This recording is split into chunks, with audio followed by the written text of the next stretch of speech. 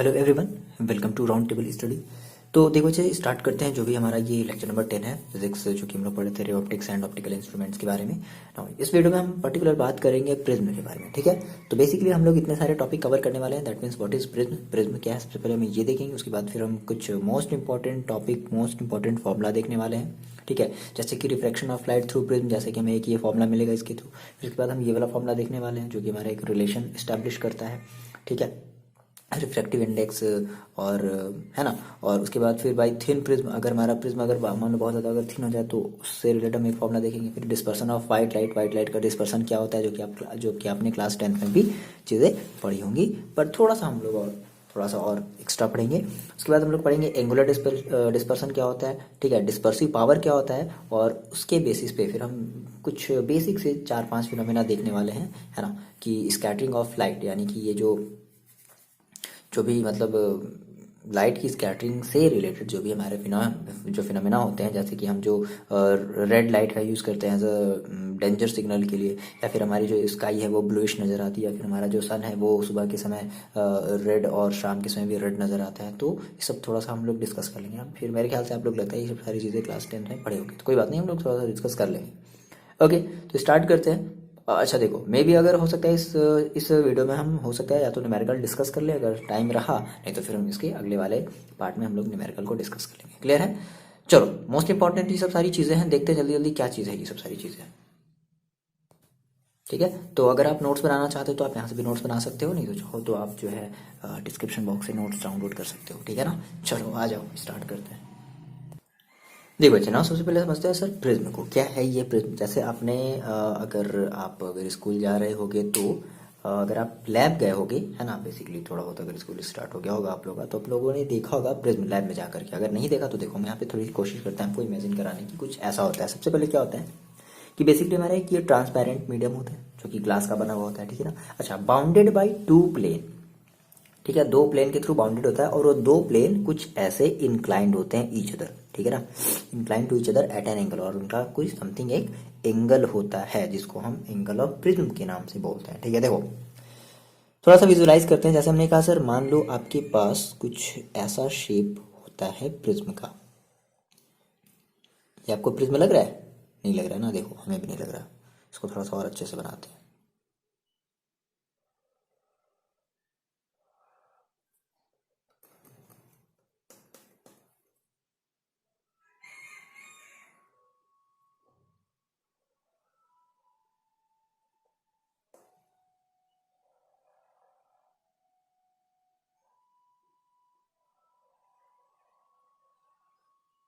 ठीक है, कुछ इस शेप का होता है।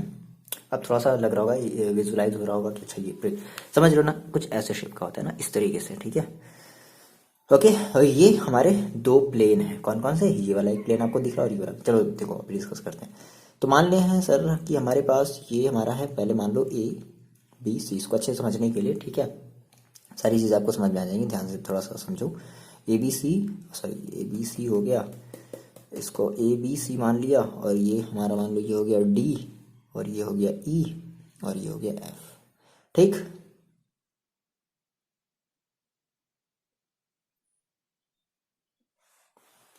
अच्छा देखो, अब हमने कहा कि सर क्या होते हैं बाउंडेड बाई 2 प्लेन, तो हम इसमें बात कर ली सर हमारे इसमें 2 प्लेन है क्या। देखो तो हमारा ये जो प्लेन है ना, ए बी ई डी, कौन सा? A B E D, 2 plane,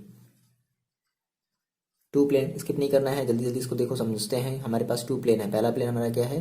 A B D E, एक ये प्लेन है और एक इधर वाला प्लेन है, that means and A C E D, ये हमारे पास 2 प्लेन है, ठीक है। अच्छा, ये हमारे जो 2 प्लेन होते हैं इनको हम लोग रिफ्रैक्टिंग फेस भी कहते हैं। क्या क्या बोलते हैं? रिफ्रैक्टिंग, रिफ्रैक्टिंग फेस, ठीक है। यानी कि हमारी जो लाइट जो रिफ्रैक्ट होती है वो इसी फेस से क्या होती है? रिफ्रैक्ट होती है, ठीक है। अच्छा, अब हमारा देखो ये जो एंगल है ए, इसको हम लोग बोलते हैं एंगल ऑफ प्रिज्म, ठीक है। क्या बोलते हैं? जो हमारा एंगल है ना, इसे हम लोग बोलते हैं क्या? Angle of prism, angle of prism, या जिसको हम लोग रिफ्रैक्टिंग एंगल के नाम से भी जानते हैं। क्या नाम जानते हैं? रिफ्रैक्टिंग एंगल के नाम से भी जानते हैं, ठीक है। अच्छा, अब देखो यहाँ पे हमारे पास दो एज हैं, कौन कौन सी देखो, ऐसे समझो ऐसे समझो ऐसे समझो, नहीं दो नहीं, एक एज की हम बात करें। देखो ये वाली हमारी जो एज है ना एडी, तो ये एज क्या है, बेसिकली इन दोनों प्लेन के लिए कॉमन है, यानी कि जहां पर दोनों हमारी जो प्लेन हैं वो आकर के क्या कर रही हैं, मिल रही हैं इसी एक प्लेन मतलब एज पर। तो ये मतलब कि हमारी जो एडी है वो इन दोनों प्लेन्स के लिए कॉमन एज है, मतलब कि यहाँ पर हमारे दोनों प्लेन्स आकर के क्या कर रही हैं, एक दूसरे को मीट कर रही हैं। हमने कहा सर एडी हमारी जो है ना क्या हमारी रिफ्रैक्टिंग एज है, ठीक है, रिफ्रैक्टिंग एज है, जहां पर हमारी जो रिफ्रैक्टिंग फेसेस होंगी वो आपस में क्या कर रही है, एक दूसरे को मीट कर रही है, तो उस एज को हम लोग कहेंगे क्या, रिफ्रैक्टिंग एज। क्लियर है। अच्छा यहाँ पर हमारे पास एक प्रिंसिपल सेक्शन होता है। अब ये प्रिंसिपल सेक्शन क्या है, बात समझते हैं थोड़ा सा। प्रिंसिपल सेक्शन,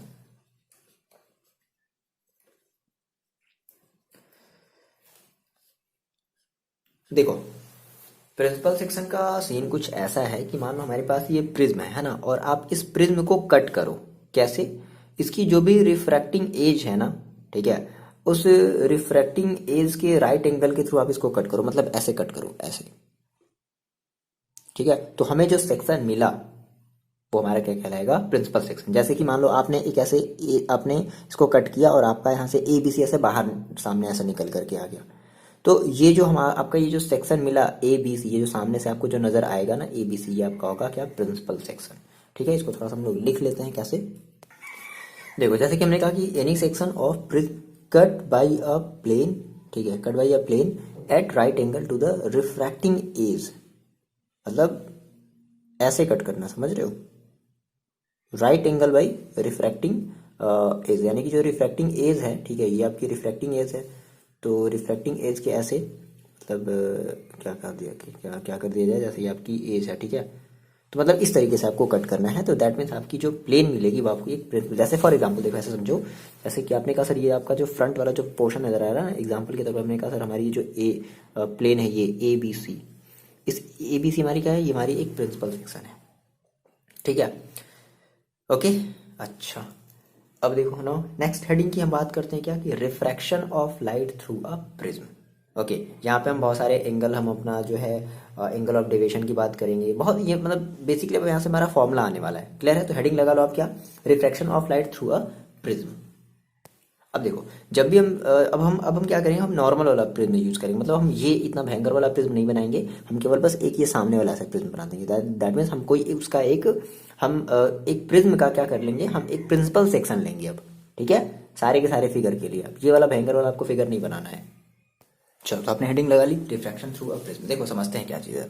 तो सबसे पहले हम क्या कर ले, सबसे पहले तो हम अपने प्रिज्म का एक प्रिंसिपल सेक्शन ले लें। मान लो हमने जो कहा था ना, हमने जो एग्जांपल में लिया था ए बी सी, तो हम एक प्रिज्म का प्रिंसिपल सेक्शन ले लेते हैं, ठीक है। अभी हमें ऐसे बहुत सारी चीज़ें भी जूम करनी पड़ेंगी, ठीक है। तो मान लेते हैं हमारे पास ये एक प्रिज्म का प्रिंसिपल सेक्शन है ए बी सी, ध्यान से समझोगे आप, ठीक है, बहुत ही आसान सी ये चीज़ है। तो हमने कहा चलो ठीक है, सबसे पहले हम इस प्रिज्म पर क्या करते हैं, हम एक इंसिडेंट रे फॉल कराते हैं। इंसिडेंट रे हमारी ये फॉल हुई, ठीक है। अच्छा ये जो इंसिडेंट रे है, अब क्या होगा, देखो ये हमारी एक प्लेन है ए बी हमारी क्या एक प्लेन है, इस प्लेन के अंदर अब ये पूरा का पूरा ग्लास भरा हुआ है। तो इस प्लेन पर हम क्या करेंगे, हम एक परपेंडिकुलर ड्रॉ करेंगे, यानी कि जो लाइट रेज है मतलब इस प्लेन की परपेंडिकुलर कुछ ऐसे होगी, ये इस प्लेन की क्या है, परपेंडिकुलर है, ठीक है। अब देखो अब क्या होगा, ये जो रे है तो हम कहाँ जा रहे हैं, रेयर से मतलब एयर से ग्लास के अंदर जा रहे हैं, तो इस रे का क्या होगा, रिफ्रैक्शन होगा, तो ये क्या हो जाएगी, ऐसे मुड़ जाएगी, कैसे मुड़ गई है ना, ऐसा इसको सीधा चले जाना चाहिए था बट नहीं, इसका रिफ्रैक्शन हो जाएगा।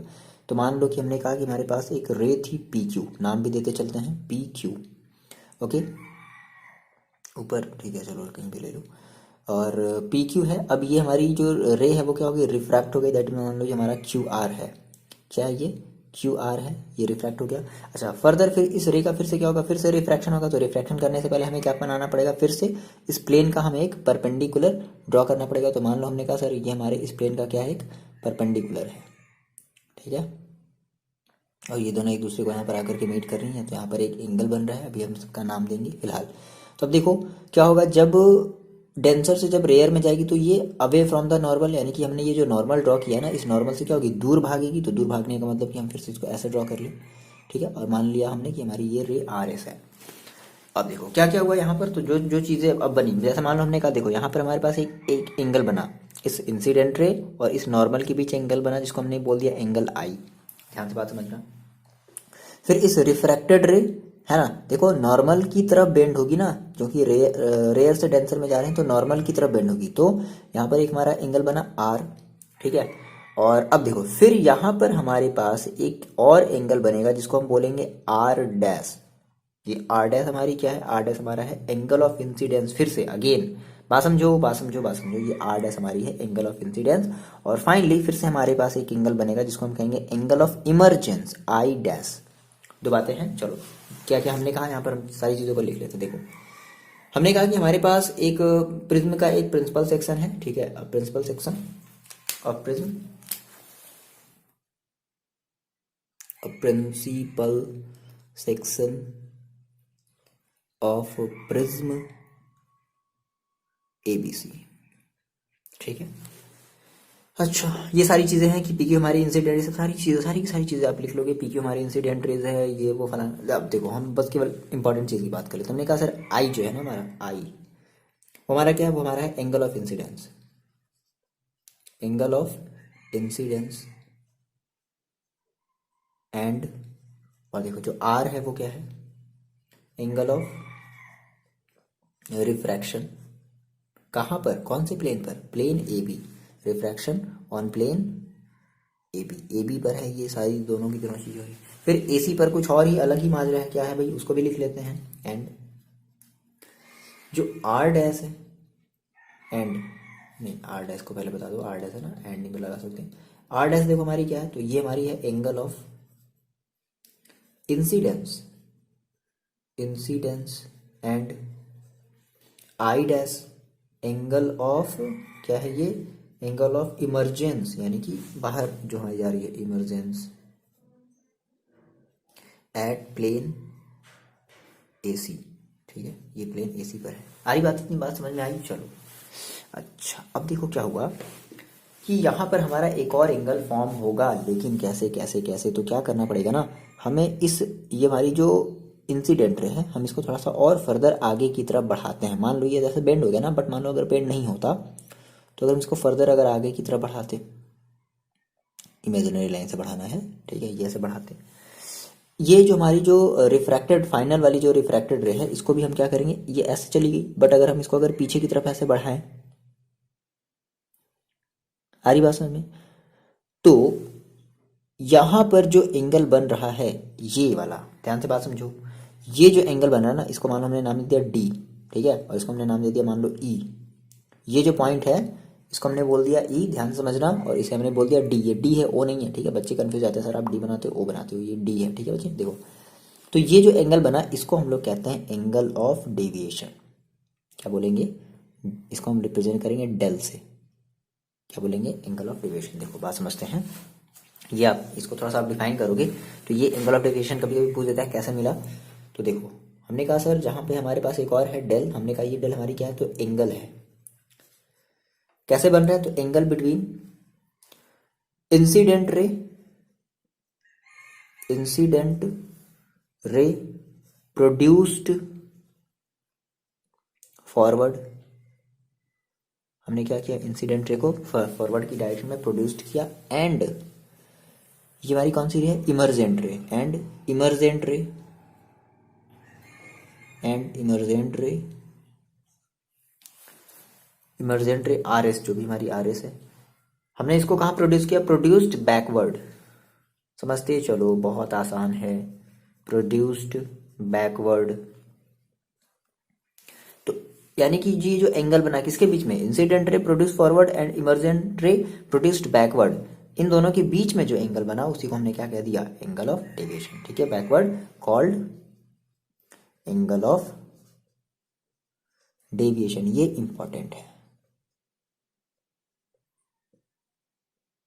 एंगल ऑफ डेविएशन, ये चीज क्लियर है इतनी बात। यहाँ पर एक चीज आप और बता दो कि ए आपका ये जो ए है ना, इसको हम लोग क्या बोल रहे हैं, इसको हम बोल रहे हैं एंगल ऑफ प्रिज्म। ए हमारी क्या है, ए जो है हमने कहा ये हमारी क्या है, एंगल ऑफ प्रिज्म।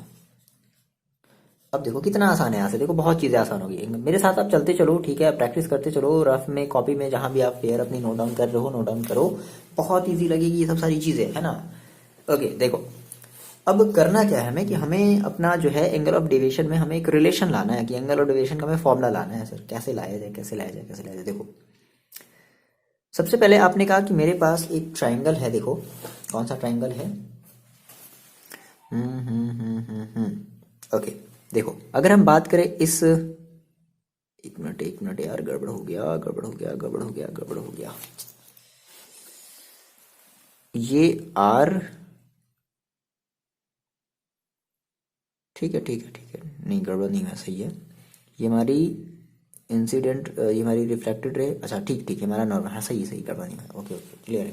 चलो देखो हमने कहा कि हमारे पास एक ट्राइंगल है, कौन सा, क्यू डी आर, ये ट्राइंगल दिख रहा है आपको, ये वाला ट्राइंगल दिख रहा है, क्यू डी आर दिख रहा है, ठीक है, दिखना है ना, कॉपी में आप अपने देखते रहो, ठीक है, क्यू डी आर। तो अगर हम बात करें इस क्यू डी आर में, तो देखो बात समझा, थोड़ा सा बात समझो। हमने कहा कि in triangle Q D R, ये आपकी ट्राइंगल है, क्यू डी आर दिख रही है आपको, क्यू डी आर।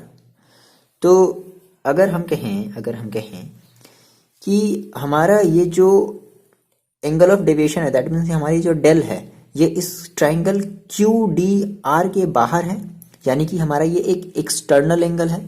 और एक्सटर्नल एंगल की, किसी भी ट्राइंगल की एक्सटर्नल एंगल की क्या प्रॉपर्टी होती है, जैसे मान लो हमने कहा कि सर अगर हमारे पास अगर ये एक ट्राइंगल है और ये हमारा एक एक्सटर्नल एंगल है, तो क्या होता है कि ये जो एक्सटर्नल होता है ना बच्चा, ये जो एक्सटर्नल एंगल होता है ना, हमारे किसी दो ट्राइंगल के सम के इक्वल होता है, हाँ इस वाले एंगल को छोड़ करके, मेरी बात समझो। हमने कहा डेल इज इक्वल टू, मान लो ये एंगल 1 है, ये एंगल 2 है, तो हम ये कहेंगे कि del is equal to angle 1 plus angle 2। अगर मान लो ये डेल यहां पर ना हो करके, मेरी बात थोड़ी समझ लो, अगर ये डेल यहां ना हो करके अगर मान लो यहां पर होता, ये अब देखो ये क्या है, ये ट्राइंगल के एंगल के बाहर का एंगल है। अब एंगल 1 2 3, तो अब हम इस वाले एंगल को नहीं लेंगे, फिर क्या कहेंगे हम, सर ये कहेंगे कि del is equal to angle 2 plus angle 3, समझ रहे हो, यानी कि ये जो एंगल होगा, बाहर वाला एक्सटर्नल एंगल होगा, वो इन दोनों एंगल के सम के इक्वल होगा। तो सिमिलरली हमने कहा कि सर हमारे पास ये जो हमारा एंगल है, देखो हमने कहा सर क्या, देखो हमने कहा कि सर ये जो हमारा जो एंगल है, ये हमारे इस वाले एंगल की और इस वाले एंगल के इक्वल होगा, दिख रहा है आपको, हमने ये जो लाइन बनाई, ये वाला एंगल और इस वाले एंगल के क्या होगा, इक्वल होगा। बनाते चलो कॉपी में, वरना कंफ्यूज हो जाओगे, ठीक है। अच्छा तो सर ये वाला एंगल तो सर आपने तो बताया ही नहीं है, सर आपने ये वाला एंगल बताया, कोई बात नहीं बच्चे, देखो अच्छा ये मेरे को बताओ, अगर ये पूरा अगर एंगल आई है, तो ये पूरा भी एंगल क्या होगा, बात समझो, ये पूरा एंगल क्या होगा, आई होगा, लेकिन आपको चाहिए ये केवल चाहिए। अच्छा तो आपने कहा सर ये पूरा एंगल आई होगा और ये आर है, तो आई में से आर को सब्ट्रैक्ट कर देंगे तो क्या बचेगा, ये वाला एंगल बचेगा, आगे बात समझे, यानी कि ये वाला जो एंगल होगा वो कितना होगा, आई माइनस आर, क्लियर हुआ। अच्छा देखो सिमिलरली अगर बच्चे ये पूरा अगर एंगल अगर आई डैश है, तो ये पूरा एंगल भी क्या होगा, ये पूरा एंगल यहां से लेकर के यहां तक, समझ रहे हो, ये पूरा एंगल यहां से लेकर के यहां तक कितना होगा, ये भी आई डैश होगा, लेकिन आपको चाहिए केवल इतना, तो क्या करोगे, इस पूरे आई डैश में से आर को क्या कर दोगे, सब्ट्रैक्ट कर दोगे, तो ये आपको ये वाला एंगल मिल जाएगा। दो बातें क्लियर हुई। तो आपने कहा कि सर हम जो है इसमें एक्सटर्नल एंगल वाली प्रॉपर्टी अप्लाई करते हैं ना, हमने कहा कि द एक्सटीरियर एंगल क्या है, एक्सटीरियर एंगल इज डेल, क्या है ये हमारा angle of deviation, that means del. तो अब क्या हो जाएगा सर, ये हो जाएगा हमारा डेल इज इक्वल टू, देखो एंगल, कौन सा एंगल, देखो एंगल, देखो D Q R, angle D Q R, angle D Q R का मतलब क्या है, ये वाला एंगल, समझ रहे हो, बहुत इजी है, plus angle D R Q, angle D R Q, ये डी है वो मत समझ लेना, ठीक। अच्छा तो आपने अभी डी क्यू आर अभी थोड़ी देर पहले आपने निकाला कितना, एंगल क्या आपने निकाला, एंगल आई में से आपने आर को सब्ट्रैक्ट कर दिया, angle I minus angle R, plus similarly D R Q को देखो आपने क्या किया, बात समझो, डी टेंशन नहीं लो, डी क्यू आर के लिए आपने क्या किया, इस वाले एंगल के लिए आपने क्या किया, इस वाले एंगल के लिए दिख रहा ना, ये वाला एंगल छोटा सा एंगल, आपने क्या किया, इस आई में से, यानी कि ये पूरा हमारा एंगल आई होता है ना, क्योंकि हमारा ये क्या है, वर्टिकल अपोजिट एंगल है, बात समझ में आ रही है। तो आई, ये पूरा आपका आई है, तो आपने इस आई में से इस आर को क्या कर दिया, सबट्रैक्ट कर दिया। तो भाई इतने में से इतना अगर आप हटा दो तो इतना ही तो बचेगा, इतना ही तो बचेगा, यानी कि I dash minus R dash. क्या कर दिया जाए, I dash minus R dash. ठीक है, अब क्या करो, आई आई वैल्यू को एक साथ ले लो, R R R R R और आर डैश वाले को एक साथ ले लो। तो डेल इज इक्वल टू कितना बचा आपके पास, ये बचा आई प्लस आई डैश। ठीक है, और देखो यहाँ से देखो क्या बचा, यहाँ से ऐसा करते हैं कि हम माइनस यहाँ से कॉमन ले लेते हैं बाहर, और देखो क्या बचेगा, आर प्लस आर डैश। ये बना आपका इक्वेशन नंबर मान लो फर्स्ट। फिगर ध्यान रखना भी, फिगर का ही पूरा का पूरा यूज है, बात समझो। ठीक है, चलो इतनी बात आपको समझ में आई। अच्छा जी, अब देखो, अच्छा अब एक मिनट,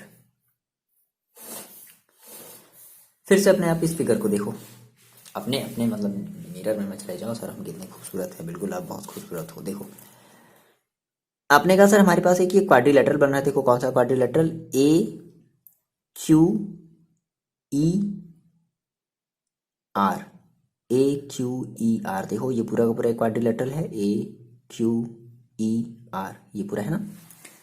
तो अगर हम आपसे ये कह बच्चे कि अगर हमारा ये जो एंगल होगा, ये वाला, ध्यान से मेरी बात समझना, ये वाली जो लाइन आपको दिख रही है ए बी, ठीक, इस ए बी से अगर हम इस नॉर्मल पर अगर हम एक एंगल अगर ड्रॉ करें तो कितना होगा, 90 डिग्री, बिल्कुल सही। इस ए सी से इस नॉर्मल पर, ये वाला नॉर्मल, ये वाला जो नॉर्मल है, अगर हम एक लाइन अगर ड्रॉ करें तो कितना होगा। अब ऐसी बात है बच्चे कि हमने ये नॉर्मल ड्रॉ किया, तो नॉर्मल का मतलब क्या, कि यहाँ से यहाँ कितना 90, तो यहाँ से यहाँ भी कितना 90, यहाँ से यहाँ भी कितना, हौच पौच हो गया ना, मजा आ रहा है। ठीक है, यहाँ से यहाँ कितना 90, समझ रहे हो, नहीं समझ रहे हो, समझ में आ रही ना बात। ये कितना होगा 90, ये कितना होगा 90। अच्छा ये 90 और ये 90 हो गया, तो 90 90 कितने हो गए 180। अच्छा आपका ये क्वाड्रिलेटरल है, ए क्यू ई आर, ये क्वाड्रिलेटरल है, तो क्वाड्रिलेटरल के चारों एंगल का सम कितना होता है 360। बात समझ रहा, क्वाड्रिलेटरल के एंगल सम प्रॉपर्टी के थ्रू क्वाड्रिलेटरल के चारों एंगल का सम कितना होता है 360 डिग्री। तो ऑलरेडी ये आपका 180 हो गया, यानी कि ये दोनों एंगल मिला करके कितने हो जाएंगे 360 माइनस 180, दैट मीन्स 180। अरे नहीं समझे, देखो इसको जूम करें, जूम होगा नहीं होगा, जाने दो, हटाओ, गड़बड़ हो जाएगा, तब जूम गड़बड़ हो जाएगा, गड़बड़ हो जाएगा। देखो ऐसे समझते हैं, अगर समझ में आ गया बच्चों तो आप जल्दी से स्किप कर लो, नहीं आया तो बने रहो। थोड़ा सा ऐसा बड़ा बनाते हैं, ठीक है ना। देखो हमने कहा सर हमारी ये नॉर्मल थी,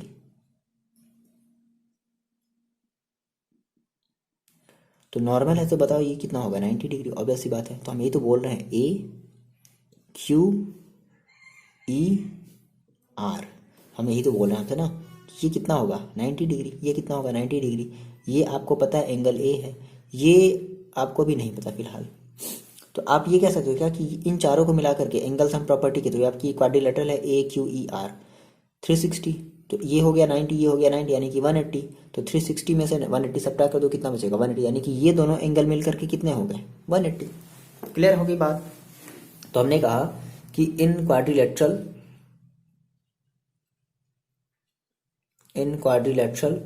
ध्यान समझो, बहुत इजी है बच्चे, बहुत इजी है। आप कहोगे सर क्या है, मतलब मजा ही आ गया, ये ई क्यू ई आर। ठीक है, देखो हम ये कह सकते हैं क्या कि angle A Q E plus angle A R ई, चलो प्लस एंगल ये वाला एंगल प्लस ये वाला एंगल, यानी कि प्लस 90 इज इक्वल टू हम क्या बोल सकते हैं 360। ये क्वाड्रिलेटरल की सम की प्रॉपर्टी होती है, क्वाड्रिलेटरल मतलब एंगल सम की प्रॉपर्टी होती है, ठीक है, यानी कि चारों एंगल का जो सम होता है वो 360 डिग्री होता है। So angle A Q E plus angle A R E is equal to कितना बचा आपके पास 180 डिग्री। ये आपका नंबर, इक्वेशन नंबर बना 2, ठीक। अच्छा सिमिलरली आप ये देखो, आपके पास एक और ट्राइंगल है क्यू ई आर, ये अब नीचे वाला ट्राइंगल हम ले रहे हैं। कौन सा ट्राइंगल ले रहे हैं, नीचे वाला ट्राइंगल क्यू ई आर, बात समझना क्यू ई आर। तो इसमें ये अब देखो ये ट्राइंगल है, तो ट्राइंगल के तीनों एंगल का सम कितना होता है 180। तो ये आर प्लस ये आर डैश, ये क्या था आर डैश था ना, ये आर प्लस ये आर डैश और ये प्लस ई, ये एंगल क्या है, ई है। तो R plus R dash plus E मिलकर के कितना हो गया, 180। क्या कहा मैंने आपसे कि इन ट्राइंगल, देखो कौन सा ट्राइंगल है, कहाँ गया कहाँ गया कहाँ गया, क्यू ई आर है ना, क्यू ई आर कितना हो जाएगा, देखो R plus R dash plus E, angle E is equal to कितना, 180। So R plus R dash is equal to कितना, 180। एक मिनट रुको रुको रुको रुको, ठीक है, इसको ऐसे ही रहने दो, ठीक। R plus R dash plus is equal to कितना, 180। इसको हम मान लेते हैं इक्वेशन नंबर थर्ड। अब देखो इक्वेशन सेकेंड भी देखो कितना है, 180 है। इक्वेशन थर्ड भी कितना है, 180 है। तो अगर ये आरएचएस वाला टर्म अगर इक्वल है तो ये एलएचएस वाला टर्म भी क्या होगा, आपस में इक्वल होगा। अच्छा, यहाँ पे हम इसको हम एंगल ए क्यू ई को ऐसे समझो, यहाँ पे थोड़ा सा गड़बड़ हो गया, कुछ नहीं गड़बड़ नहीं हुआ। इस ए क्यू ई का मतलब क्या है, देखो ए क्यू ई,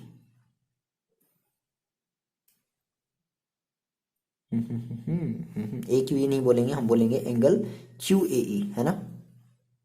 ये थोड़ा सा गड़बड़ हुआ, angle Q A E is equal to, यहाँ पे भी हो जाएगा क्या, angle Q A E is equal to, देखो कितना हो जाएगा, यानी कि और ए आर ई, ए, ओहो एक मिनट रुको, देखो मैंने आपसे कहा था कि ये वाला एंगल और ये वाला एंगल दोनों मिलकर कितने हो जाएंगे, 180। क्यों, क्योंकि ये सारी चीज़ें थी। तो यहाँ पे हमने थोड़ा सा एंगल का नोटेशन हमने यहाँ पे थोड़ा सा गलत लिखा है। हमने कहा कि एंगल क्यू ए ई और angle angle angle angle angle Q E R, या डायरेक्टली आप इसको केवल एंगल ई भी बोल सकते हो, चलो जाने दो, एंगल ई, ठीक है। एक मिनट रुक जाओ थोड़ा सा, ठीक है। Angle A plus angle E is equal to 180। इसको आप इक्वेशन फर्स्ट मान लो, मतलब से सॉरी, इसको आप इक्वेशन सेकेंड मान लो, ठीक है। अब इस वाले में आ जाओ, एंगल क्यू ई आर में आ जाओ। इन ट्राइंगल हमें लेना था क्यू ई आर, ठीक है। ट्राइंगल क्यू ई आर में देखो हमने कहा कि हमारा सर जो एंगल आर होगा और प्लस एंगल आर डैश होगा और प्लस एंगल ई होगा, ये दोनों ही मिलकर के, तीनों ही मिलकर के हमारे कितने हो जाएंगे, 180 डिग्री। ये हमारा हो गया इक्वेशन नंबर थर्ड। तो ये देखो इसका आरएचएस भी 180 है, इसका भी आरएचएस 180 है। तो अगर आरएचएस आपस में अगर इक्वल है तो इनके जो एलएचएस होंगे वो भी आपस में कैसे होंगे, इक्वल होंगे। सो हम ये कह सकते हैं क्या कि from second and third, from equation second and third क्या हो जाएगा, देखो angle A plus angle E is equal to क्या हो जाएगा, R plus R dash plus E, यही तो होगा। अच्छा, ये देखो ये ई से ई आपका कैंसिल हो गया। सो फाइनली आपके पास देखो क्या बचा, आपके पास ये बचा R plus R dash is equal to A, ये बचा। बात समझ रहे हैं, ये मान लो आपका इक्वेशन नंबर बना 4। अब क्या कर दो, देखो इक्वेशन फर्स्ट से जहां पर आर और आर डैश है, इक्वेशन फर्स्ट देखो आपके पास क्या है, आर प्लस आर डैश है। तो इस आर प्लस आर डैश की जगह हम क्या रख दें, ए रख सकते हैं, बिल्कुल रख सकते हैं। तो फ्रॉम इक्वेशन फर्स्ट, बस यही करना था और कुछ नहीं। इसी वजह से बच्चे डरते हैं इससे, हैं। From equation first, from first and 4, देखो कितना आसान है। थोड़ा सा हम लोग थोड़ा सा गड़बड़ कर दिए थे, बट कोई नहीं, थोड़ा सा एंगल रखने में गड़बड़ी हो गया था। तो angle first and from first and 4 से देखो हम क्या करने वाले हैं, हम जहाँ पर आर प्लस आर डैश है वहाँ पर हम रखने वाले हैं ए। तो डेल इज इक्वल टू देखो कितना हो जाएगा बच्चे, आई प्लस आई डैश माइनस ए। और ये भी कर सकते हैं क्या, इस आई प्लस आई डैश को यहीं पर छोड़ दो, ठीक है, और इसको इधर भेज दो। यानी कि ऐसे समझ लो, I plus I dash is equal to, इसको हमने इधर भेज दिया, that means del plus angle A. तो फाइनली देखो आपका क्या आ गया, एक रिलेशन आ गया, ठीक है, आई प्लस आई डैश और डेल प्लस ए में, ठीक है। तो ये सारी चीज़ें आप क्या कर लो, नोटेशन दिखा दो क्या क्या, मतलब आई आपने क्या कहा था, आई देखो आपका क्या था, आपने मेंशन किया है एंगल ऑफ इंसिडेंस, ठीक है। दैट मीन्स कि हम ये कह सकते हैं angle of incidence plus I dash, देखो हमारी क्या, आई डैश हमारी है angle of emergence, angle of emergence emergence, ठीक है, इमरजेंस लिख लेना स्पेलिंग सही से, is equal to del. Del का मतलब क्या है, एंगल ऑफ डेविएशन, और प्लस एंगल ऑफ ये ए का मतलब क्या है, ए का मतलब एंगल ऑफ प्रिज्म, ठीक है ना, आरी में। तो ये सारी चीज़ें आप यहाँ से समझ सकते, यानी कि ये आपका एक मोस्ट इंपॉर्टेंट रिलेशन है, I plus I dash is equal to del plus A. Okay now, अब यहाँ से आपने देखा कि एक यहाँ से अगर हम बात करें कि ऐसे कौन कौन से फैक्टर हैं जो हमारे एंगल ऑफ डेविएशन पर डिपेंड, मतलब एंगल ऑफ डेविएशन पर डिपेंड करते हैं, ऐसे कौन कौन से फैक्टर हैं।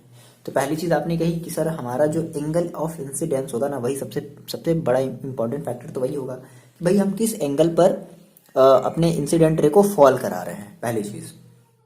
तो पहला फैक्टर क्या हो गया, एंगल ऑफ इंसिडेंस, यानी कि फैक्टर अगर हम बात करें कि factor affecting angle of deviation, factor affecting angle of deviation, पहली चीज देखो हमने कहा कि सर सबसे बड़ा फैक्टर तो यही है कि हम किस एंगल पर अपने इंसिडेंस रे को फॉल करा रहे हैं। दैट मीन्स हमने कहा कि angle of incidence, angle of incidence, ठीक है, एंगल ऑफ इंसिडेंट, ठीक है, एंगल ऑफ इंसिडेंट। दूसरी चीज देखो, दूसरी चीज क्या है कि हमारा जो प्रिज्म है वो किस मटेरियल का बना है, ये भी तो डिपेंड करेगा। समझना, अभी हम ये चीज अभी अभी और अच्छे से समझेंगे, है ना। डिफरेंट डिफरेंट कलर के लिए डिफरेंट डिफरेंट रिफ्रैक्टिव इंडेक्स होगी, समझ रहे हो। प्रिज्म का मटेरियल तो सेम है ना, लेकिन वही प्रिज्म अभी देखेंगे हम, फिलहाल अभी आगे देखेंगे। तो हमने कहा कि सर ये हमारी जो है ना, जो एंगल ऑफ डेविएशन है हमारी डिपेंड करेगी किस पर, मटेरियल ऑफ प्रिज्म पर, मटेरियल ऑफ प्रिज्म, ये प्रिज्म की मटेरियल पर भी डिपेंड करेगी कि प्रिज्म का मटेरियल कैसा है, ठीक है। दैट मीन्स उसकी रिफ्रैक्टिव इंडेक्स की हम बात कर रहे हैं। नेक्स्ट हमारा जो इंपॉर्टेंट चीज है वो है हमारा वेवलेंथ ऑफ लाइट, कि हम किस वेवलेंथ की लाइट यूज कर रहे हैं, ऑफ लाइट, हम कौन सी लाइट की वेवलेंथ, मतलब किस वेवलेंथ की लाइट हम यूज कर रहे हैं, ठीक है। और एक और इंपॉर्टेंट चीज है क्या, angle of prism, fourth and last most important, angle of prism. ये ऐसी चार चीजें हैं जिन पर हमारा एंगल ऑफ डेविएशन डिपेंड करता है। क्लियर है इतनी बात, इतनी बात आपको समझ में आ रही है, ठीक है ना। अच्छा देखो, यहां से क्या है कि यहां से अब हमें एक छोटा सा टर्म समझना है क्या, कि मिनिमम डेविएशन। अब ये मिनिमम डेविएशन का क्या कॉन्सेप्ट है, देखो समझते हैं इस चीज को। देखो यहाँ से हम एक रिलेशन समझते हैं क्या, हमने कहा sir relation between refractive index, that means इसको आप बोलते हो N, and angle of minimum deviation. अब ये मिनिमम डेविएशन का देखो मतलब क्या है, देखो हमने कहा कि जब हमारी जो इंसिडेंट रे मतलब सॉरी जो हमारा जो इंसिडेंस एंगल है वो एंगल ऑफ इमरजेंस के इक्वल हो जाए। हमने कहा कि व्हेन हमारी जो आई है ना वो किसके इक्वल हो जाएगी, आई डैश के इक्वल हो जाए। सो अच्छा अगर ऐसा हुआ तो क्या होगा, तो हमारी जो आर होगी वो भी देखो क्या हो जाएगी, आर डैश के इक्वल हो जाएगी। तो इस केस में हमें जो डेल मिलेगा ना, यानी कि हमें जो एंगल ऑफ डेविएशन मिलेगा वो मिनिमम मिलेगा, ठीक है। क्या मिलेगा, सबसे मिनिमम मिलेगा। तो इसको हम लोग रिप्रेजेंट करते हैं किससे, डेल एम से। समझ में आ गई बात। तो इस डेल एम में और रिफ्रैक्टिव इंडेक्स में हमें एक रिलेशन देखना है।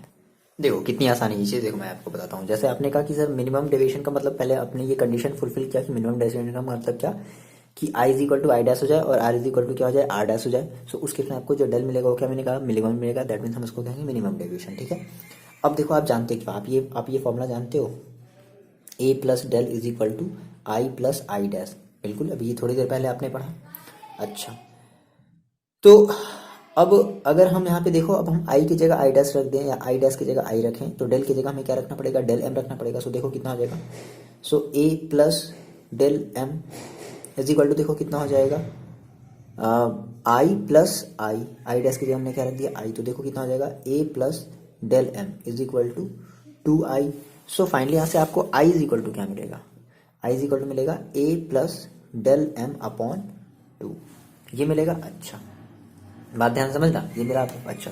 फिर आप एक और रिलेशन जानते थे, आप ये कहते हैं कि सिंस हमें एक और रिलेशन पता था, ए इज इक्वल टू आपको पता था क्या, आर प्लस आर डैश, ये भी पता था। तो आर डैश की जगह क्या रख दिया जाए, आर रख दिया जाए। तो कितना हो जाएगा, A is equal to R plus R, that means 2r। So यहाँ से आर इज इक्वल टू कितना हो जाएगा, ए अपॉन 2। दो चीजें आपको मिली, बात समझो। आपने आई की वैल्यू निकाल ली, आपने बस यही काम करना है बचवा, और कुछ नहीं। देखो A plus del M upon 2, a/2, ये i इज इक्वल टू है, ये a इज इक्वल टू, इतनी बात समझ में आई। अच्छा, तो आप स्नेल के नियम से क्या जानते हो? फ्रॉम स्नेल्स लॉ क्या जानते हो sir? n is equal to क्या होता है? Sine I upon sine R. कुछ नहीं यार, आई की वैल्यू रखो, आर की वैल्यू रखो, आ गया। n इज इक्वल टू देखो कितना आ गया, साइन आई। आई देखो कितना आया, आई आपने कितना निकाला है? आई आपने निकाला वैसे a plus del M upon 2 upon sine R. R की देखो वैल्यू आपने कितनी निकाली है? a/2। बस ये आपका फॉर्मूला है, और क्या। कितना आसान है, याद भी हो गया। न्यूमेरिकल आना है, ठीक है, इससे मोस्ट इंपॉर्टेंट न्यूमेरिकल्स बनते हैं।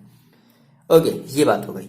नाउ अगर हम बात करें कि सर अभी हमने जो प्रिज्म लिया है, अगर हमारा वो प्रिज्म बहुत ही ज़्यादा थिन हो जाए, समझ रहे हो, बहुत ही ज़्यादा क्या हो जाए, थिन हो जाए, तो जो एंगल बनेगा वो भी क्या होगा, बहुत ही ज़्यादा कम होगा। मतलब कि ऐसा बोला जाता है प्रैक्टिकली कि जो एंगल बनेगा वो 5 डिग्री से भी कम होगा। समझ रहे हो, एंगल आई, जो एंगल आर डैश होगा, या फिर जो एंगल, जो डेविएशन एंगल होगा वो 5 डिग्री से भी कम होगा, बहुत कम। तो बहुत कम यानी कि हम उस केस में हम क्या करेंगे, साइन को नेग्लेक्ट कर देंगे। बात समझो, देखो समझो, डरो नहीं, डरो नहीं, ठीक है, डरो नहीं। आप सबसे पहले हेडिंग लगाओ, derivation produce by thin prism. मतलब कि सेम वही, अब हमें फॉर्मूला अप्लाई करना, मतलब साइन आई जैसे आपने वो देखा ना, वो आपकी एक नॉर्मल, मतलब एक मस्त मोटे अच्छे खासे मोटे प्रिज्म के लिए था, ठीक है, खाते पीते प्रिज्म के लिए था। लेकिन आपने कहा कि नहीं नहीं, हमारे पास थिन, हमारे पास जो प्रिज्म है वो थोड़ी सी पतली है, थोड़ी सी थिन है ना। तो बात समझो, अगर थिन है तो जो इंसिडेंट एंगल होगा वो क्या होगा, बहुत ज़्यादा छोटा होगा। तो अगर इंसिडेंट एंगल छोटा हुआ तो जो एंगल ऑफ आर है, जो आर डैश है, जो आई डैश है, वो भी क्या होंगे, बहुत ज़्यादा छोटे होंगे। ठीक है, देखो हमने कहा कि लेट, अगर थिन हमारी, अगर मतलब प्रिज्म अगर हमारी बहुत ज़्यादा थिन है, तो हमने कहा क्या कि जो light is incident, light is incident at A small angle, small angle, ठीक है। तो हम ये कहेंगे कि हमारी जो, सो हम ये कह सकते हैं क्या कि आई क्या हो जाएगी, आई विल बी, मतलब जो लाइट है वो काफ़ी स्मॉल एंगल पर इंसिडेंट हो रही है। तो अगर लाइट, अगर यानी कि इंसिडेंस एंगल काफ़ी स्मॉल है, आपने यही तो बताया ना इनडायरेक्टली, ठीक है। सो इसके अकॉर्डिंग हमारा जो आर होगा, आर डैश होगा एंड आई डैश होगा, विल ऑल्सो बी स्मॉल, ये होगा। ये पहले बात समझो। तो हम ये कहेंगे कि हमने कहा कि देखो, अपने वही फिर से अपने वो प्रिज्म वाला देखो जो आपने बताया था, जो आपने प्रिज्म जो एक सबके लिए आप जो ये जो फॉर्मूला जो आपने इसके पहले जो डिराइव किया था ए प्लस डेल वाला, तो उस प्रिज्म को देखो। तो आपने कहा कि एट, अगर हम बात करें refraction, refraction at surface A B, A B पर अगर हम देखो रिफ्रैक्शन की बात करें तो हम क्या कहेंगे sir, N is equal to क्या होगा, sine I upon sine R. जो हमारी ए बी थी ना, ए बी इधर वाला ये था ना, ये ए था, ये बी था, तो ए बी वाले पर देखो क्या होगा, sine I upon sine R. तो अच्छा, हमने कहा सर एंगल बहुत ज़्यादा छोटा है, तो साइन आई और साइन आई, मतलब देखो होता क्या है कि जब, अगर हमने कहा सर साइन थीटा, और थीटा हमारा एंगल बहुत ज़्यादा छोटा है, तो हम क्या करते हैं, हम उस केस में साइन को नेग्लेक्ट कर देते, तो केवल क्या बचता है, थीटा बचता है। तो सिमिलरली ये हम साइन साइन को क्या कर देंगे, कैंसिल नहीं करेंगे, नेग्लेक्ट करेंगे, कैंसिल नहीं कभी भी होता है। तो एन इज इक्वल टू देखो आपके पास क्या बचेगा, आई अपॉन आर। सो अगर N is equal to I upon R है, तो यहाँ से आप क्या करो, क्रॉस मतलब ऐसा समझो, N is equal to I upon R, ठीक है। तो कितना हो जाएगा, देखो आई इज इक्वल टू कितना हो जाएगा, आई इज इक्वल टू हो जाएगा एन आर, पहली चीज़, ठीक है। सिमिलरली अगर आप बात करो angle at refraction at angle, sorry refraction at surface A C, A C पर अगर हम बात करें, refraction at surface AC, AC पर देखो अगर हम बात करें तो देखो हमें क्या मिलेगा, सेम वही, एन इज इक्वल टू, अब देखो, अब एसी पर देखो, हाँ याद करो, आप अपना याद नहीं करना है, फिगर देखना है, ठीक है। तो फिगर में देखो आपका जो इंसिडेंट है वो क्या है, वो आपका है आर डैश, कहाँ गया, हाँ ठीक है, आर डैश है, एक मिनट कहाँ गया, देखो कहाँ गया, एक मिनट, हाँ ये चीज़ है, ठीक है। हाँ मेरे पास ये अपना मेरा फिगर है, ठीक है, अपने वाले बुक वाले कॉपी वाले आपने जो भी फिगर बनाया उसमें देखो। तो आपने कहा सर रिफ्लेक्शन अगर हम बात करें सरफेस एसी पर, तो हम क्या कहेंगे, sine I dash upon sine R dash. तो यहाँ से सेम वही हम साइन को क्या करें, मतलब नेग्लेक्ट कर दें, ठीक है। तो कितना बचेगा, देखो एन इज इक्वल टू क्या बचेगा आपके पास, I dash upon R dash. So finally यहाँ से आप क्या कहोगे कि I dash is equal to आपने क्या निकाल लिया, एन आर डैश, है ना। अच्छा, फिर आप एक फॉर्मूला जानते हो फिर से, क्या, as we know sir, del is equal to क्या जानते हैं, I plus I dash minus A. चलो रख दो, तो डेल इज इक्वल टू देखो कितना हो जाएगा, आई की वैल्यू देखो कितनी है, N R, plus I dash की वैल्यू कितनी है, N R dash, minus A. यहाँ से आप एन से एन कॉमन ले लो, एन क्या बचेगा, R plus R dash minus A. अब मेरे को बताओ, आपने आर प्लस आर डैश की आपने एक वैल्यू कहीं रखी थी, क्या रखी थी, याद आया, देखो since R plus R dash is equal to क्या होता था हमारे पास, ए, याद आया, जस्ट इसके पिछले वाले हमने ये चीज़ें हमने प्रूव करी थी। तो so del is equal to देखो कितना हो जाएगा, एन इंटू ए माइनस ए।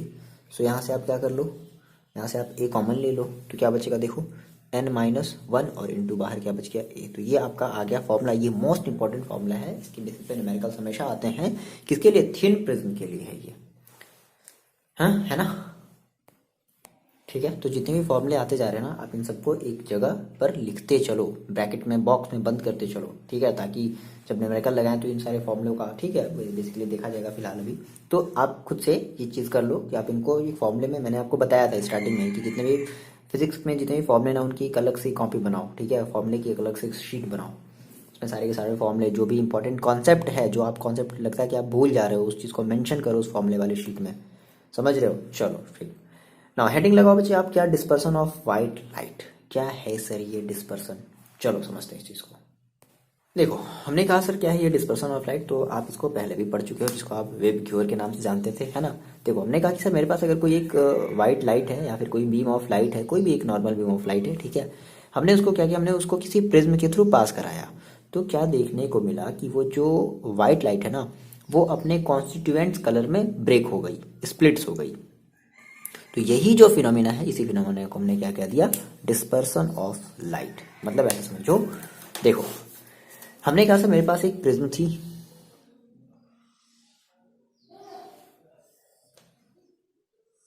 ठीक है, ये मेरे पास क्या थी, एक प्रिज्म थी, ठीक है, बहुत ज़्यादा बड़ा प्रिज्म बना लिया हम लोग। देखो तो हमने कहा मेरे पास एक ऐसी लाइट, हमने क्या किया, हमने इस प्रिज्म पर हमने एक लाइट ऐसे फॉल कराया। तो अब ये जो लाइट है ना, ये हमारी कोई लाइट है, ठीक है, वाइट लाइट, कैसी लाइट है, सन की लाइट है, समझ लो कोई भी वाइट लाइट है, ओके। अब ये जो लाइट है ये क्या हुई हमारी, ये 7 कलर्स में ब्रेक डाउन हो गई, मतलब कुछ इस तरीके से, 1 2 3 4 5 6 7, ठीक है, और ये फिर ऐसे क्या होगी, रिफ्लेक्ट होगी, समझ रहे हो आप। तो ये हमारी ये 7 कलर में से स्प्लिट हो गई। तो यही जो फिनोमेना है ना, इसी फिनोमेना को हम लोग क्या कहते हैं, डिस्पर्सन ऑफ लाइट, ठीक है। अब ये जो हमें डिस्पर्सन मिला, यानी कि हमें एक बैंड मिला हमारे स्क्रीन, यहाँ पर हमने एक स्क्रीन लगा दी है, कैसे पता चला, तो हमने एक स्क्रीन लगाया होगा, स्क्रीन पे हमें क्या हुआ, डिफरेंट डिफरेंट कलर्स के हमें जो है मतलब डिफरेंट डिफरेंट हमें कलर्स दिखे, तो हमने कहा अच्छा ये तो सर हमें बैंड मिल गया, जैसे कि आपको रेनबो वाला आप जो आप देखते हो, कॉन्सेप्ट देखते हो, ठीक है, तो वही है ना। तो हमने कहा कि इस बेसिस पर देखो हमें ये जो बैंड मिला, तो इसको हमने कहा सर कि हम इसको हमने स्पेक्ट्रम बोल दिया, क्या बोल दिया, स्पेक्ट्रम बोल दिया। अच्छा तो अब इसको नाम, या अब अगर इसका आप अगर नाम अगर याद रखना चाहो तो इसको आप बेसिकली ऐसे याद रखो, इसके नाम से विबग्योर के नाम से आप इसको याद रखते थे, ठीक है, विबग्योर के नाम से आप इसे याद रखते थे। विबग्योर का मतलब देखो क्या है, violet, indigo, blue, green, yellow, orange और रेड। यानी कि अब देखो इसका मतलब क्या है, इसका मतलब ये है कि जो लाइट सबसे कम डेविएट हुई है। देखो अब यहाँ पे आपको एग्जैक्ट मतलब पता चलेगा डेविएशन का। डेविएशन का मतलब क्या हो रहा है कि कौन नॉर्मल से कितना ज्यादा दूर भाग रहा है, दैट मीन्स ये, या फिर कौन नॉर्मल से कितना ज्यादा, समझ रहे हो, मतलब किसका डेविएशन कितना ज्यादा, मतलब कि कौन कितना ज्यादा एंगल बना रहा है, ये मतलब होता है डेविएट का। समझ रहे हो, डेविएट का सिंपल सा मतलब समझो, डेविएट का हमने देखा ना, डेविएशन एंगल, दैट मीन्स कौन सी light ray, that means red होगी या फिर वो हमारी वो वायलेट होगी, तो कौन सी रे सबसे ज्यादा एंगल बनाएगी, दैट मीन्स सबसे ज्यादा डेविएट होगी, ये मतलब है यहाँ पर डेविएट का। देखो बात समझो। अच्छा तो हमने कहा कि सर ये देखो सबसे लीस्ट जो डेविएट होती है वो हमारी होती है रेड, यानी कि स्टार्टिंग हम कहाँ से करते हैं, रेड से, ऐसे इधर से, है ना। ये आपकी रेड होगी, ये आपकी ऑरेंज होगी, ये आपकी येलो होगी, फिर ये आपकी ग्रीन होगी, ये आपकी ब्लू होगी, ये आपकी इंडिगो होगी और ये आपकी होगी वायलेट। सबसे लास्ट यानी कि जो सबसे ज़्यादा जो डेविएट हुई वो क्या है, वो हमारी हुई वायलेट। अब बात समझो, अब हम लोग इसके पीछे का थोड़ा सा रीज़न समझते हैं, सर ऐसा हुआ क्यों, रीज़न क्या है ना, कॉजेज क्या है इसका, कॉजेज ऑफ डिस्पर्सन। क्या कॉजेज है, बहुत ही सिंपल से वर्ड्स में हम लोग समझ रहे हैं, बहुत ज़्यादा हम लोग कोई बहुत मतलब वो ज़्यादा एकदम हाईली कॉन्सेप्ट नहीं अप्लाई करना है, समझ रहे हो ना आप, बहुत ही इजी सी चीज़ है ये। देखो तो बेसिकली इसका कॉजेज जो बताया गया, ये बताया गया कि ये जो हमारी लाइट है ना, ऐसा ये जो रेड वाली है, देखो ये हमारी रेड है, ठीक है, ये रेड है, उसके बाद ये हमारी ऑरेंज है, तो ऐसा क्यों है, ये हमारी वायलेट है, तो ऐसा क्यों हुआ ये बताया गया कि बेसिकली इसके स्पीड पर डिपेंड किया, ठीक है। मतलब कि इसकी जो स्पीड है ना, सबसे कम देखो किसकी हो गई होगी, सोचो।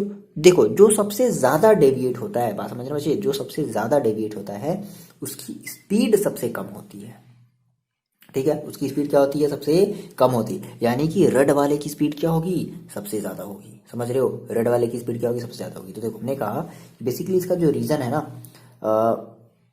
देखो पहली जो रीजन है वो मतलब सबसे जो बेसिक सी जो रीजन बताई गई, ये बताई गई कि the light rays of different colour,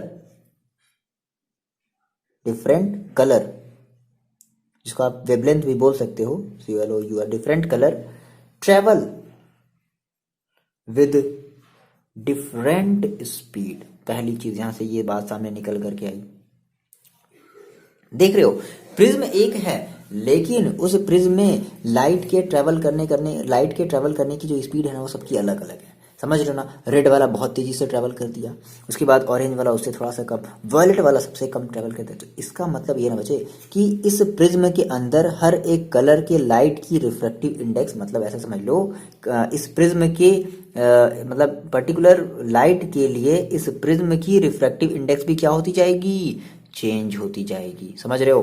यहाँ से मैं ये बात समझ में आई क्या, देखो अच्छा, तो यहाँ पे थोड़ा और यहाँ पर थोड़ा सा मेंशन कर दो, क्या आपने यहाँ से अभी क्या देखा कि हमारी जो रेड वाली जो लाइट है वो सबसे ज़्यादा ट्रैवल मतलब सबसे ज़्यादा स्पीड से ट्रैवल करी, और वायलेट वाली सबसे लीस्ट स्पीड से ट्रैवल करी। तो यहाँ पे बता दो कि इन ग्लास, ये हमारी ये जो प्रिज्म की जो ग्लास है, in glass the speed of violet, VOILET, the speed of, sorry उल्टा लिख दिए क्या, वायलेट VIOLET, ठीक है, जो भी होगा आप देख लेना। The speed of violet light क्या होगी, इज मिनिमम, सबसे कम, मिनिमम, ठीक है। While that of speed of red light is maximum, ठीक। अच्छा, तो अब देखो इसके बेसिस पे आप क्या रिजल्ट निकाल सकते हो। तो आपको पता है कि जिसकी स्पीड सबसे ज्यादा होती है उसकी रिफ्रैक्टिव इंडेक्स सबसे कम होती है। डायमंड वाला याद करो, डायमंड वाला कॉन्सेप्ट याद करो, और वो एयर वाला कॉन्सेप्ट याद करो कि एयर की रिफ्रैक्टिव इंडेक्स सबसे ज़्यादा होती थी क्योंकि एयर में लाइट की स्पीड सबसे ज़्यादा होती है, और डायमंड की रिफ्रैक्टिव इंडेक्स सबसे ज़्यादा होती है क्योंकि डायमंड में लाइट की स्पीड सबसे कम होती है। यही तो कॉन्सेप्ट लगना है ना, सिंपल सी बात है। तो हमने सर इसके बेसिस पे हमने एक और रिजल्ट निकाला कि द रिफ्रैक्टिव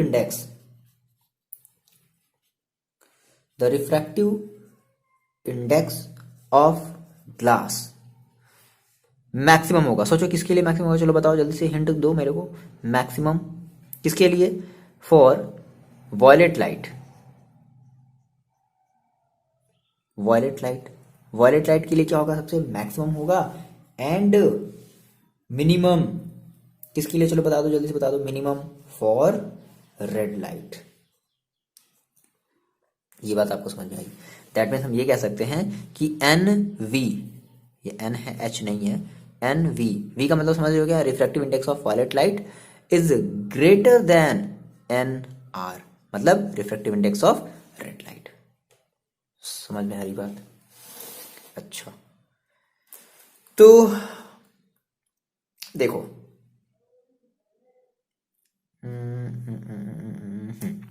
यहां से जो कंक्लूजन निकला बच्चे, देखो क्या आपने एक फॉर्मूला पढ़ा था क्या, del M is equal to N minus one.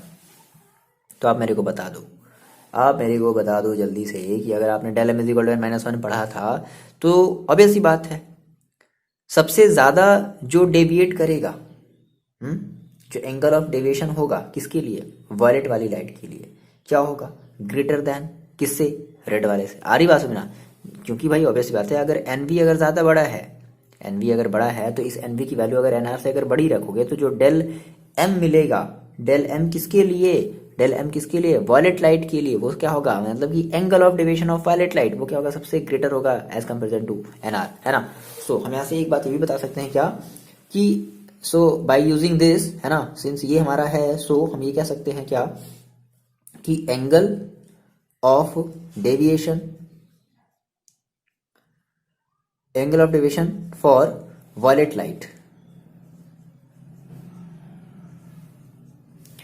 क्या होगा, ग्रेटर होगा। अभी इसको समझते हैं अच्छे से, है ना, एक हेडिंग डला करके आपको भी लिखाते हैं, बस टेंशन ना लो, फिर बाकायदा फिगर वगैरह भी बनाएंगे। ग्रेटर देन, पहले यहाँ पे समझ लेते हैं थोड़ी सी थ्योरेटिकल वाली चीजें। Greater than the angle of, ये सब मोस्ट इंपॉर्टेंट लाइन से आप इनको मेंशन करते चलो, आप इनको जो है बॉक्स में बंद करते चलो, ठीक है। Greater than the angle of deviation, the angle of deviation for red light, ठीक है। तो यानी कि वायलेट वाले लाइट की जो एंगल ऑफ डेविएशन होगी सबसे ज्यादा होगी, ठीक है ना। अब यहां से आपको एक मोस्ट इंपॉर्टेंट हेडिंग डालना है, एंगुलर डिस्पर्सन। क्या है ये एंगुलर डिस्पर्सन, समझते हैं बहुत इजीली तरीके से। हेडिंग लगा लो पहले आप, एंगुलर डिस्पर्सन। देखो ये समझते हैं क्या है ये एंगुलर डिस्पर्सन। देखो सिंपल सा एक स्टेटमेंट है, ध्यान समझो। देखो सबसे पहले तो हम जो है सबसे पहले एक प्रिज्म बनाते हैं ना, प्रिज्म को बनाते हैं कुछ इस तरीके से, सेम वही वाला प्रिज्म है, ठीक है, मेरा प्रिंसिपल सेक्शन है ना। मान लो हमने कहा सर हमारी ये एक वाइट लाइट है, यहाँ से हमारी क्या जा रही है, एक वाइट लाइट जा रही है, ये वाइट लाइट है। अब क्या होगा इसका, ऑब्वियस सी बात है इसका, देखो हमारी ये क्या होगी, ये हमारी नॉर्मल है ये, तो इसका यहाँ से क्या होगा, रिफ्रैक्शन होगा, ठीक है, ये रिफ्रैक्शन होगा। अच्छा, और बेसिकली ये मान लो हमारी रेड वाली होगी कलर, ये हमारी कौन सी वाली कलर होगी, हमारी मान लो ये रेड वाली कलर होगी, ठीक है, हमारी रेड लाइट का होगा। एक और हमारा सबसे लास्ट होगा, बीच में बहुत सारे होंगे, बहुत सारे होंगे, बहुत सारे होंगे, हम एक सबसे लास्ट वाला ले लेते हैं। दैट मीन्स एक और इसका कुछ इस तरीके से भी होगा, ठीक है, ये हमारी वायलेट वाली होगी। हरी बात समझ में, सीधे चले जाना चाहिए था बट ऐसे ही मुड़ जाएगी, क्लियर है। अब क्या होगा कि इस वाली रेज को आप पीछे, इस रेड वाले कलर के लाइट के रेज को आप पीछे की तरफ बढ़ाओ,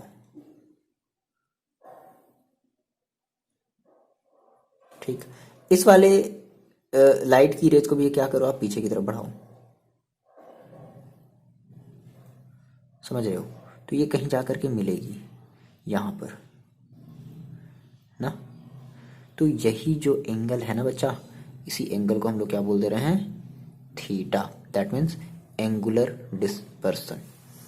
तो क्या मतलब हुआ सर इसका, देखो हमने साफ साफ वर्ड्स में हमने ये कहा कि एंगुलर डिस्पर्सन बेसिकली है क्या, कि एंगल बिटवीन, द एंगल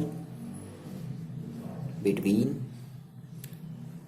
देखो इमर्जेंट रे, मतलब कि हमने कहा सर ये हमारी इमर्जेंट रे है, क्या है, एंगल बिटवीन, देखो क्या है, दोनों इमर्जेंट रे। तो किसकी इमर्जेंट रे सर, द एंगल, किसी भी दो कलर के लाइट के बीच की, मतलब समझ रहे हो ना, किसी भी दो, कोई जैसा जरूरी नहीं है कि हम रेड और वाइट, नहीं, किसी भी लाइट के का हम जो है दो कलर के लाइट के बीच का हम एंगुलर डिस्पर्सन ले सकते हैं। तो हमने कहा sir the angle between emergent ray of any two colour, समझ रहे हो, एनी टू कलर, मान लो इसके बीच में बहुत सारी होगी ना, ठीक है, any two colour is called angular dispersion, clear है, एंगुलर डिस्पर्सन, ठीक है। एंगुलर डिस्पर्सन पूरा लिख लो, बिटवीन दोज कलर, तो किसी भी दो कलर के बीच की हो सकती है, बिटवीन दोज कलर, ठीक। अच्छा, फॉर एग्जांपल जैसे हमने ये किसके लिए बनाया है, ये हमने बनाया है रेड के लिए और ये हमने बनाया है वॉयलेट के लिए, ओके। ये हमने बनाया वॉयलेट के लिए, है ना। तो हमने कहा कि फॉर एग्जांपल हमने कहा कि एंगुलर डिस्पर्सन, एग्जांपल के तौर पे हम ये कह रहे हैं क्या कि एंगुलर, अच्छा इसको हम लोग रिप्रेजेंट करते हैं थीटा से। एंगुलर डिस्पर्सन को किससे रिप्रेजेंट करते हैं बच्चे? थीटा, थीटा से। So angular dispersion between red and violet colour, that means theta is equal to, देखो क्या हो जाएगा, देखो बात ध्यान समझो, ये हमारी जो व्हाइट लाइट है, अब कितना ज्यादा डेविएट किया ये, है ना, एंगुलर डिस्पर्सन। बेसिकली हम वही मतलब डेविएशन के ही टर्म में लेंगे। तो इस व्हाइट लाइट को ये हमारी ऐसे रिफ्लेक्ट होगी, मान लो अगर ये रिफ्लेक्ट नहीं होती तो आप इसको अगर ऐसे बढ़ाते,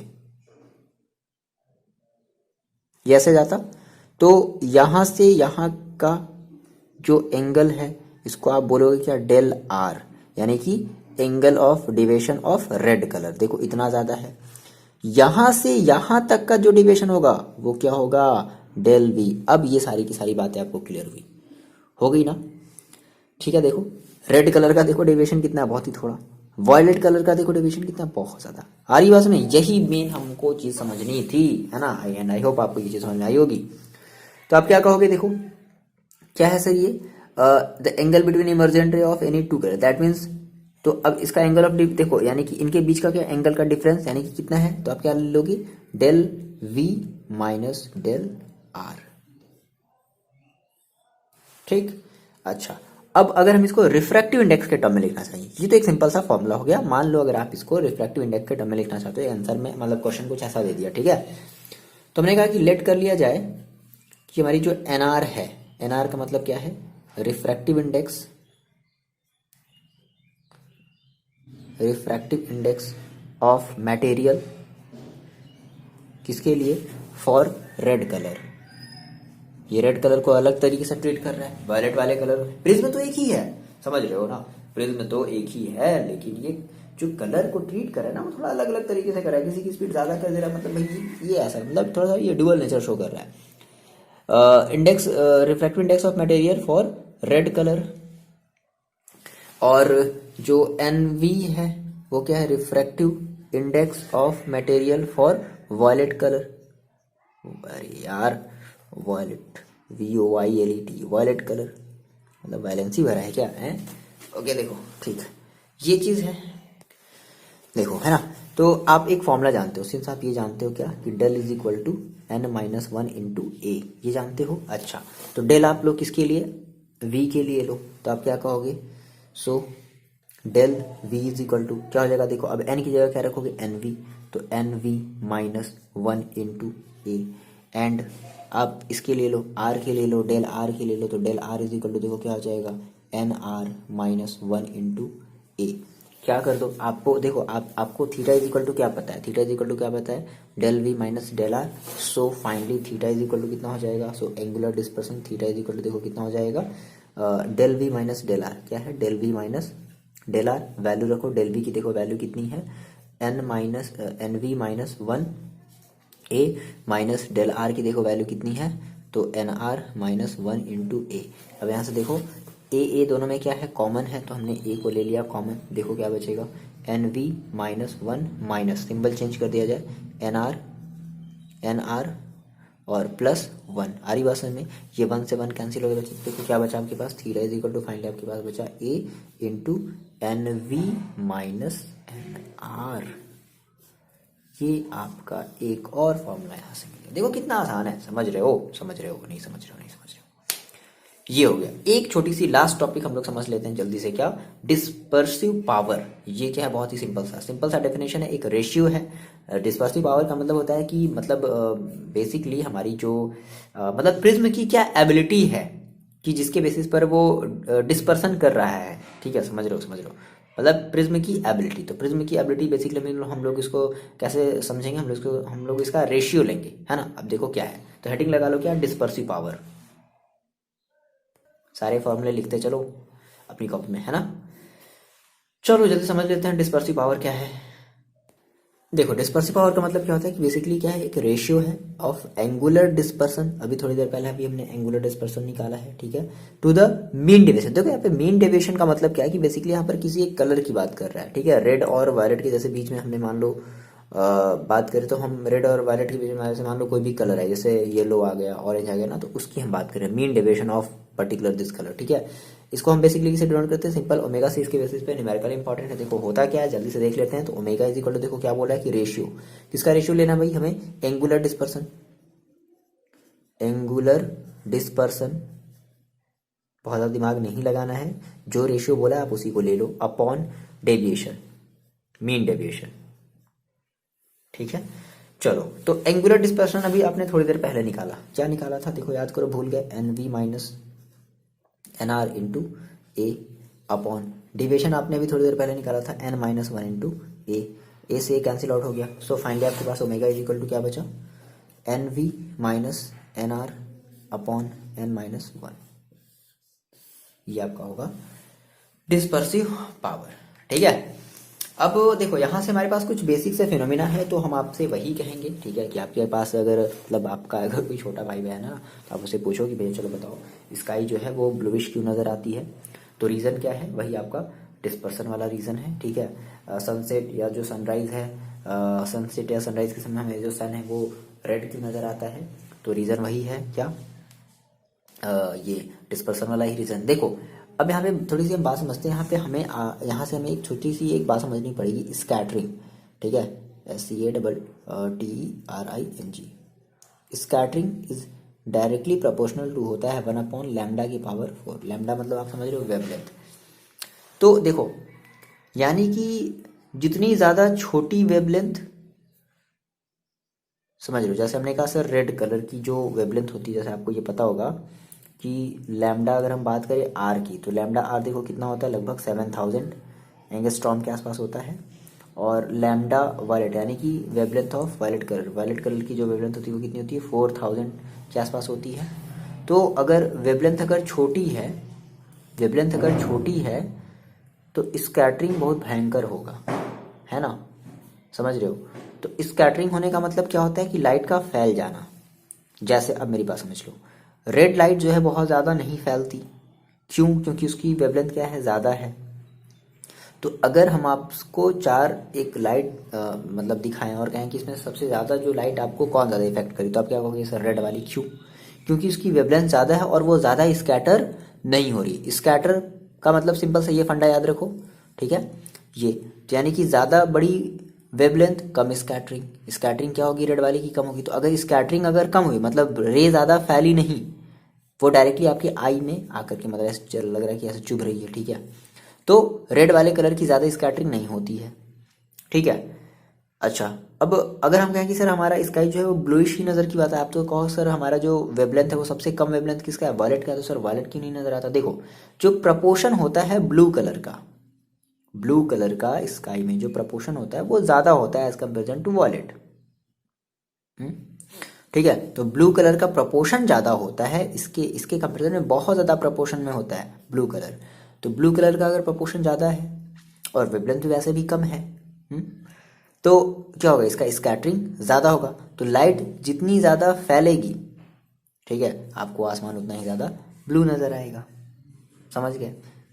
तो ये सब बेसिक से छोटे छोटे से रीज़न हैं, चाहो तो आप खुद से समझ सकते हो या आप अपने छोटे भाई बहन से भी पूछ सकते हो, है ना, और नहीं आया तो आप उनको बेसिकली समझा भी सकते हो। देखो उनके सिलेबस में ये चीज़ नहीं है, ठीक है, बट ये चीज़ आपको समझ में आ रही है, हाँ। इसको हम बेसिकली रिलीग कुछ ऐसा नाम है इसका, मेरे को याद नहीं आ रहा एग्जैक्टली, ठीक है, कुछ ऐसे ही बोलते हैं। ये फॉर्मूला है ना, ये बेसिकली एक रिलीग साइंटिस्ट थे, फिजिशियन थे, तो फिजिसिस्ट थे, उन्होंने ये दिया था, कुछ ऐसा रिलीग करके ऐसा कुछ नाम था, एग्जैक्टली मेरे को याद नहीं है, ठीक है। तो इस बेसिस पे आप अपने छोटे भाई बहन को भी समझा सकते हो कि हाँ देखो बच्चा ये चीज़ होती है, ठीक है। इसलिए हमारा हम कहते हैं कि रेड लाइट का ज़्यादा डिस्पर्सन नहीं हुआ, वायलेट वाले का हो गया या फिर ब्लू वाले का ज़्यादा डिस्पर्सन हो गया, समझ रहे हो, ये चीज़ है। चलो ठीक है, तो टाइम की थोड़ी सी कमी है, टाइम थोड़ा सा ज़्यादा हो गया, एक मिनट रुक जाओ, ठीक है। तो अगले वीडियो में हम लोग बात कर लेंगे इसके न्यूमेरिकल्स की, और आप मेरे को ये कमेंट करके बताओगे कि आपको ये वीडियो समझ में आई या नहीं आई, ठीक है। पढ़ाई करते रहो, मिलता है नेक्स्ट वीडियो में, और अपना ख्याल रखो।